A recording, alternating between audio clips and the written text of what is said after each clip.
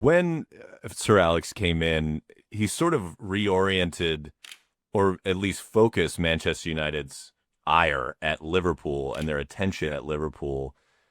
Did that feel like a departure? And was it, if not insulting, sort of depressing to sort of be ignored almost by your big crosstown rival as irrelevant? You're absolutely right. That was exactly the way. But what do you mean the big rivals with Liverpool? The big rivals with us, but we weren't even worthy of being the big rivals anymore. And I was, you're outraged. Absolutely. It was depressing and frustrating and irritating.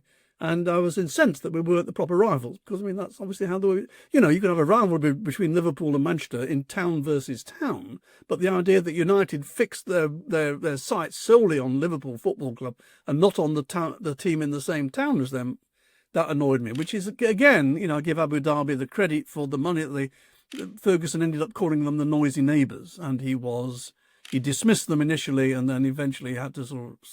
And one of the great moments of my life was actually, if you ever played the Aguero goal, this is the moment where very shortly, within a minute after that, the cameras at the games were cutting between, I think it was Sunderland, where United were winning, and City at home, who had just turned their game around, having lost 2-1 to QPR. They then won the game with Aguero's goal. And Ferguson had gone on to the Sunderland United match, had finished slightly ahead of us.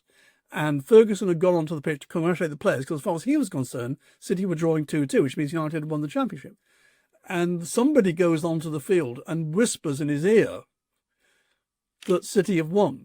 And that's one of the great, because we all knew, it's like a Hitchcock movie.